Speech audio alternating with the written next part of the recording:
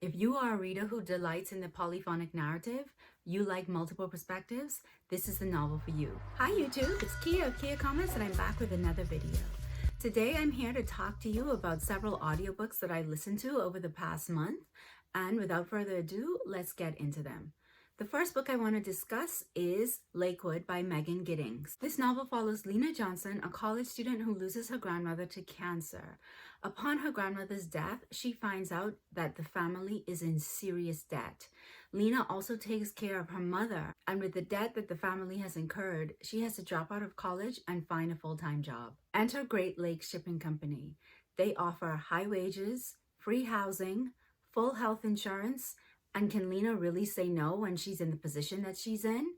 Absolutely not. But if something is too good to be true, it's because it's too good to be true. In any case, Lena packs up her stuff and moves to the small town of Lakewood, Michigan. However, she soon finds out that the town is not what it seems. In fact, nothing is what it seems. The shipping company is not a shipping company, and the job Lena thought she was walking into is not at all what was advertised. I don't want to get too into the weeds about this book, but at the heart of the novel is the question of what is medically ethical.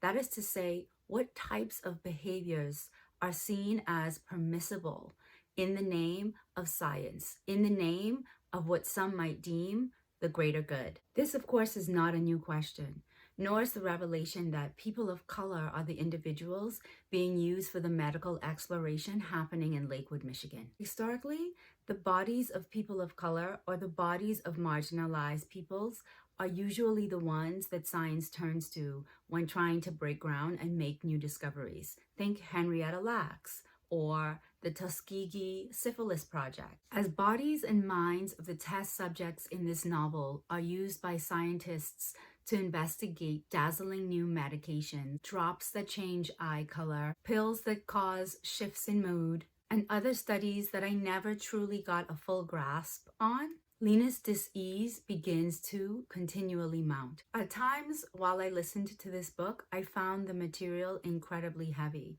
However, Giddings' direct prose and attention to detail really worked to pull me through the novel. If you like books like The Immortal Life of Henrietta Lacks, or if you like the Escape from Spiderhead short stories from George Saunders, then this is a book for you to consider picking up. The Mountains Sing by Nguyen Phan K Mai, I'm sorry if I bastardized that pronunciation, is set in Vietnam and follows the Tran family from 1930 until 2017. Vietnam has quite a troubled history of being a country occupied by other countries. The story focuses mostly on two perspectives, Grandma Lan, born in 1920, and her granddaughter, Huang, born in 1960. Because the perspective shifts between grandmother and granddaughter, the narrative is not told in chronological order, and I personally think that the novel is richer for that. If you are a reader who delights in the polyphonic narrative, you like multiple perspectives, this is the novel for you. If you are a reader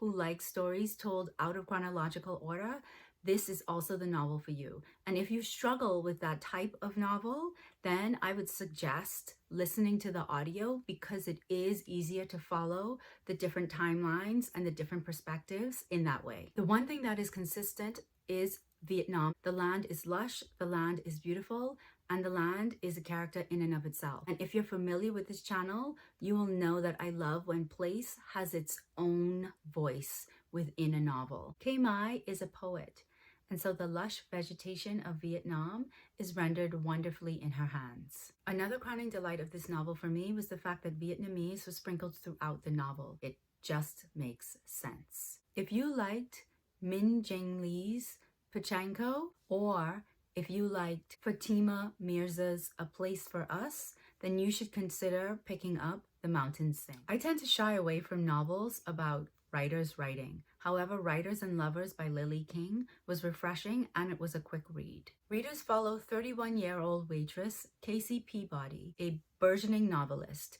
She is years out of her MFA program and she's still struggling to write her first novel. She's also just recently lost her mother and has just gotten out of a pretty passionate affair with a poet that she met at a writer's residence. In short, her life is a mess. Most of Casey's writing cohort has given up on their dreams of writing a novel, but she persists, along with her one friend from her writing group, Muriel, who brings her to a reading where she meets two men, both of whom she starts a relationship with. One is older and is a famous author with two sons. His wife has died of cancer and he's good for Casey. The other is a student in said author's class who is much more within Casey's realm of understanding.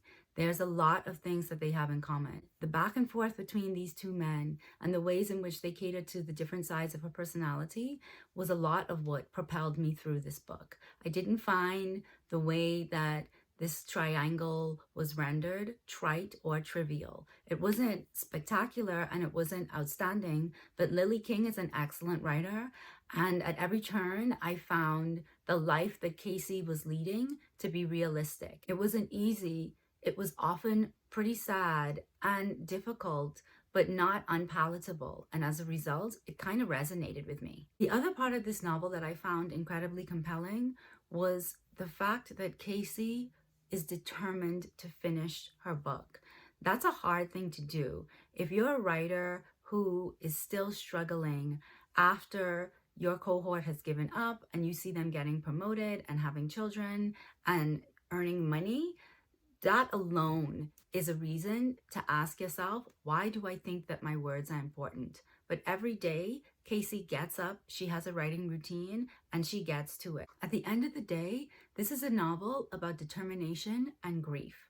And those are things that I can get behind. If you like the realistic voice of Olive Kitteridge or the mundane beauty of Jhumpa Lahiri or Alice Munro, maybe pick this up. Remedies by Juan Juliana Wang is the final audiobook I'm going to discuss. This is a collection of short stories that I thought was fabulously done. This collection is full of tough and poignant stories from China and from the Chinese diaspora. They are about destiny and belonging and not belonging and heartbreak. Everything good, it seems, comes at a price for these protagonists. Each character gets something they want, but only by sacrificing something they need. Faulting the Sea, one of my favorite stories in the collection, charts the bond between two Chinese boys who are taken from their homes and put in a club to be reared as professional divers for the Chinese Olympic team. The opening image, in the air they were one body reflected in a mirror, is so haunting. I mean, who writes like that? Well, she does. As it unfolds, readers learn what it means to crave a body that you are already a part of, but cannot be connected to, and also may not be able to escape. In the end, both boys, who ultimately become men, leave an imprint on each other's lives. And the decision of one to break free is a decision that changes his life irrevocably. In Days of Being Mild, a young, rich Chinese man spends the last days that he has in China shooting a video with his friends. He will soon be moving to Louisiana to work in the oil business that his father runs. And the story reads much like the talentless videos that he shoots. He moves from scene to scene with an ennui that's palpable. What I love about this story, even though I think I would rate it a middling story in the collection, is the way in which Wang captures the generation of Chinese millennials who have not been caught up in the net of communism or in the net of feudalism. These are children who have money. They have the luxury of being bored. They have the luxury to ask their internal selves, what do I want to do? And not hear an answer. At the end of the day, these stories are incredibly heartfelt. They capture a generation that I don't think I've read in Chinese literature before. If you like Yin Li's writing, then this is a collection to check out. That's it. That's all. 4 audiobooks that you might want to check out. If you have been listening to any audiobooks, please let me know what you've been listening to in the comments down below. And if you've listened to these audiobooks or if you've read these books, please let me know what you think about them in the comments below. Until then, keep reading, keep writing, keep reviewing.